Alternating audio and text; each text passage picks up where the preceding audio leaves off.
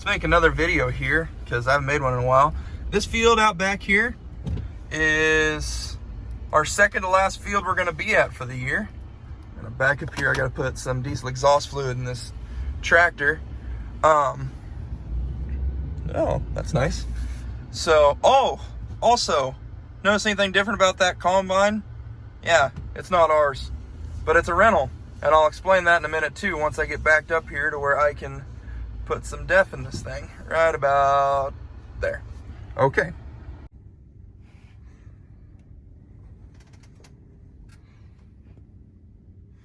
All right, well, I got up in the tractor cab here to explain why we have that thing and not ours, and explain a little bit what's going on here.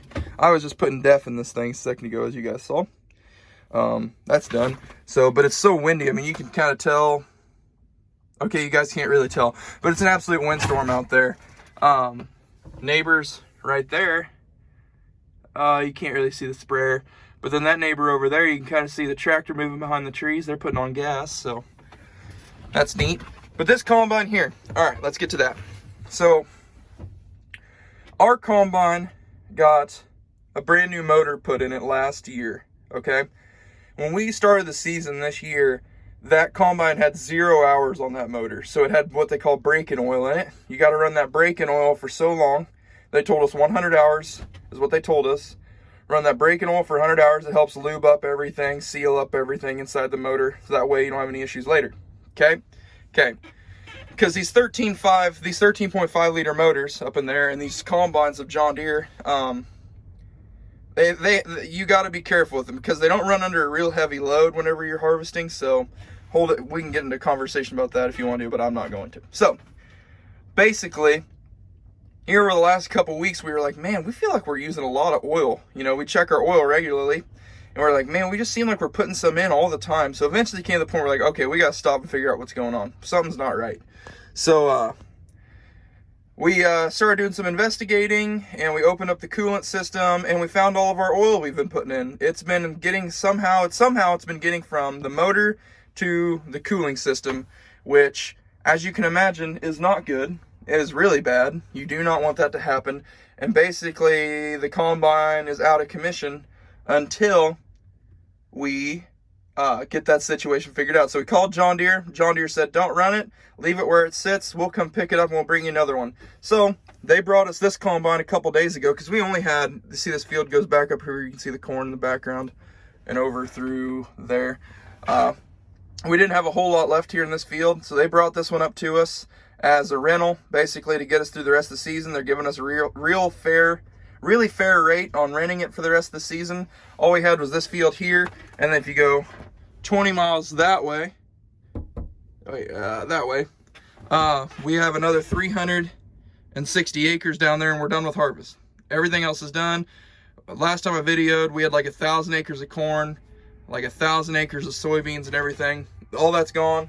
All the corn and soybeans are gone except for 360 acres of corn, which we can probably get done in about 3 days. Yeah, but it'll probably take about 3 days to finish it. But right now, Eli is working on a semi about 45 miles that way because it's a long story. We have a bunch of semis. You know, you guys have seen that one. You can't really see it. That's the Pete over there. You guys have seen that one many a time. But we have several other ones that we deal with, the whole dirt, rock, all sorts of stuff. So he's dealing with that. But now that I have this thing all deffed up, full of diesel exhaust fluid, I filled this full of diesel last night. That thing's good enough to get to the next field. I'm not going to worry about it because I don't have the diesel barrel with me anyway. I'm going to go down to St. Joe because our bin is full. We got one bin that we have a little bit of room in. We're going to throw, that truck right there is loaded. We're going to throw our little bit of corn from this field in that bin. And then all the stuff from that next field we're going to has storage on location. So we won't worry about that. So that being said, let's go try and get something else done this morning. Look at all of those fans. It should never be hot around here ever again with all those fans blowing like that. Holy mackerel. It's a windstorm around this joint. Let's see if I can get some barrier from the wind right about here. So we're going to take this conveyor right here. We we gotta take it 60 miles that way. Not quite, like 50 miles that way. So I'm gonna hook onto this thing. We've been pulling out of this bin right here, pulling corn out, but we gotta go haul soybeans out north of here. So we also gotta move, there's an auger, you can see it set up there. We gotta take it and move it also, so it's down and out of the way. So fun times, but I gotta wait for Eli to show up before I can do that. Got this running. We need to clean out. You can see there's a little bit of corn left down here, so I'm blow it out here on the road. Private road, who cares? So it's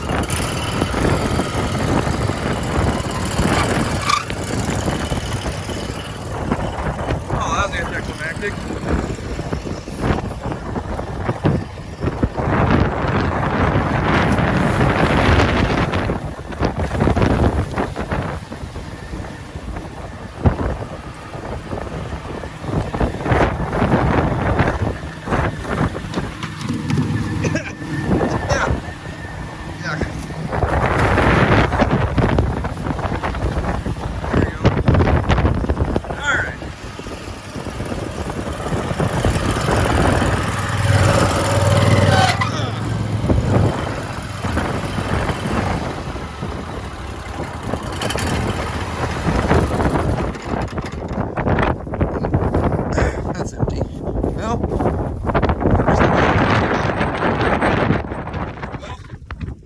That on there. I lost my clip. Don't mind my messy truck. It's just part of the charm of all of this. What the heck? I just had that clip. I promise you. I don't think I dropped it anywhere.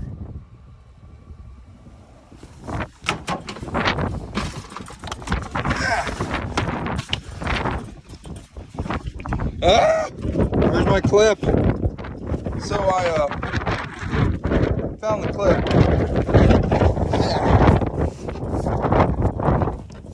So throw that back up through there like that. This guy has to get dropped down because right now it's up. You just flip that lever, and that's kind of cattywampus, but yeah, it'll work. And then we don't take out every power line between here and Mound City. Alright, now that's done. We're gonna go over here and fire up this old girl. I don't know how easy it's gonna fire without giving it a little bit of a liquid glow plug, but we'll try. Oh, look at that. No problem. Not a problem. So this bin right here is full, so I gotta go up there and put that lid on. I'll raise the auger up and we'll do that in a minute, but I want to kick the fan on this bin, get that grain.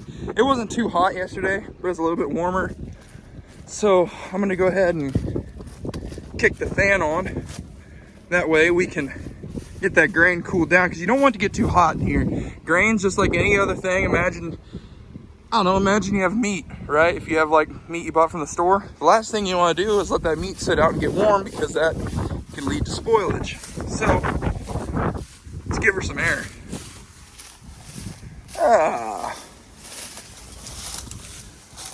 Wander, meander around here. Okay.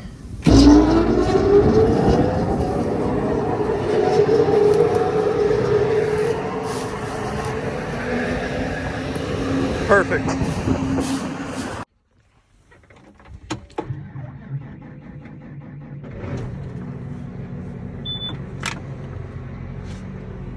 Yes, it is now dark. Give me a minute. Oh, give me a minute and I will explain why. Simply put, my phone died and I have no time to plug it in, nor to have a charger. So, ow, it's dark because it's 5 o'clock and it's winter time.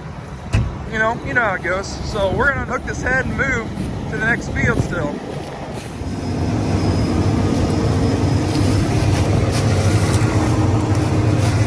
You get over that way.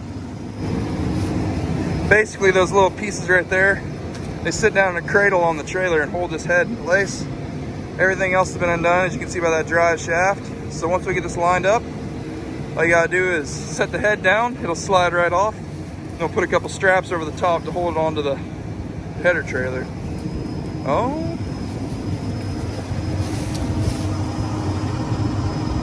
There you go. Yep. Forward a little bit.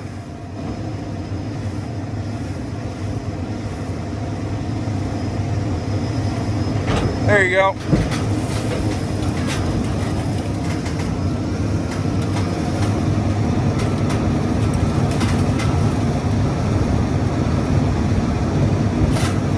You're good.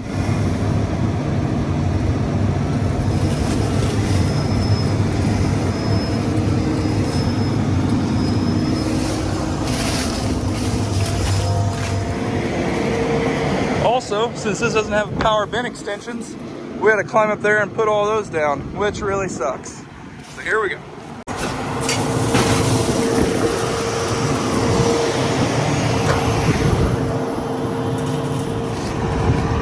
So, that's all done. Here, I'll hop up in here. It's a little quieter.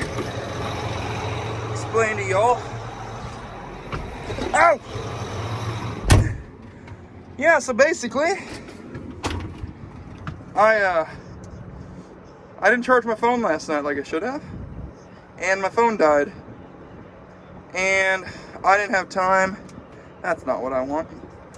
I didn't have time to find a charger because I didn't have one, because my charger is right here. Wonderful. Oh, isn't that pretty? So basically, I went most of the day without a charger, but we moved some equipment around. I had to drive all over the countryside, it feels like. It's kind of the difficult part of farming across a large area. So that being said, we're gonna get this thing. Where's my... Let's rotate this back to that one. And that should... Yeah, that should work. So, flashers are on. My little whirligig thing is flashing up there. So, we're gonna get going. See you guys in a bit. Alright! Oh! Woo! Someone's got chicken litter in the area. That stinks. Alright, on to the next thing. So now, this is all hooked up right here. Oh, there's the seagull bird. We gotta put the extensions up. Alright, I'll be back. Well, that sucked. Oh, see if I can get out of here without falling to death. And just like that, we are finally picking the last field of the year. So there's 360 acres right here, and that's it. We'll be done. Thank the Lord. It'll be over.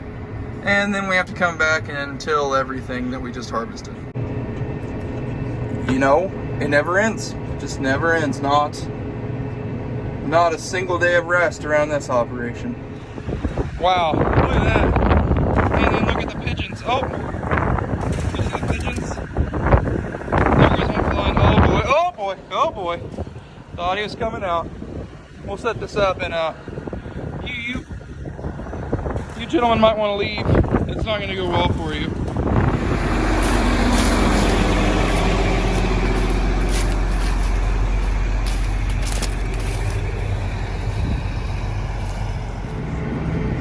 So it's pretty amazing. This field is actually, it's doing okay. I mean, for the circumstances it was in, at one point, if we would have been here this summer, we'd be driving through about a foot of water. I mean, that's how much rain we had in July around here, which, I mean, I think right here we had like something like 17 inches of rain right here this summer, which is just like unheard of in this area to have that in July. That was just July, excuse me, that we had 17 inches of rain, but it's crazy, absolutely crazy for the corn to be doing at least as half as good as it is right now for the circumstances it was under. Gosh, here I am just trying to help this guy out, and look how dirty the hood is. This is why we can't have nice things. He should have been out here cleaning the bees' wings out of his corn a month ago, and we wouldn't have this problem. So you may be curious, Reggie, how do you like an avalanche style auger wagon?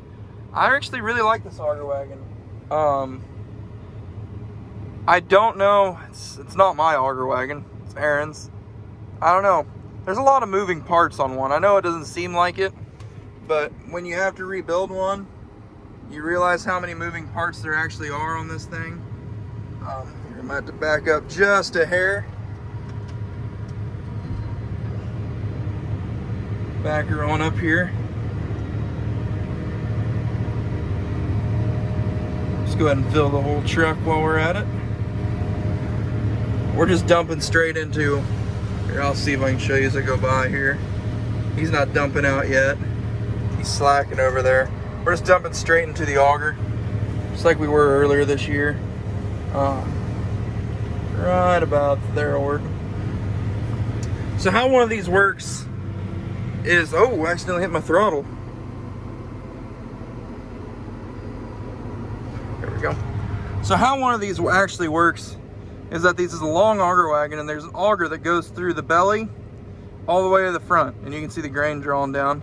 And that brings the grain to the front where it drops it into the other auger, is the one we see right here, and that one that takes it up and out. And there's a set of belts underneath that black cover. There's a set of belts in there that basically, here, I gotta pull forward. Pull forward a little. Just like that. There's a set of belts in there, runs off the PTO, that basically runs everything. We've had issues this year with that belt being tensioned, which we haven't had problems with that in the past. We also have, there's a bearing halfway through this bottom auger that goes through the belly, and that came loose earlier this year, and that was a nightmare too. So I don't know. They're nice though. They ride really, really well through the field. They pull really nicely. I mean, they carry the weight really well. Overall, I mean, I like it, don't get me wrong. If that's all the complaints I have on a wagon like this for as many acres as we've, you know, harvested with it and everything else, well, we'll take that then. Another thing I really like, and I've already showed you all this, but I'll do it again anyway, is this adjustment. I can lower it down, pick it up, and if you look at the little flap up there, I can adjust that too. I usually leave it about right there when I'm going through the field. Yeah, about right there. That's really nice. Then there's a new, it's not new, it's an old technology. They have a wagon out called the V1300. It's a 1300 bushel wagon. It's built a little bit different than one of these. Instead of having this adjustable auger like this, it has a fixed auger right there in the corner, and then it folds up and folds out. I'd really like to try one of those. Less moving parts, which I'm a very simple guy, so the less moving parts is always better in my opinion. I will always go for less moving parts because that's just less to go wrong in the long run. So you can see Eli all the way down here. This field, one thing I really like about this field is from right here where I'm at, which is at one end of the field, there's the truck over there. From right here to all the way to the other end, 1 mile. Tell you what, you start going a full mile each pass, you can get a lot of acres done really quickly doing stuff that way. So it's, what is today? It's Wednesday, November 18th. So it's the 18th of November. We're supposed to get rain Saturday. So there's 360 acres here. We have 1 combine, 12 row head. We have 360 acres to get done between here and Saturday morning. So wish us luck. I think we can do it. Especially in long rows like this, it shouldn't be too bad.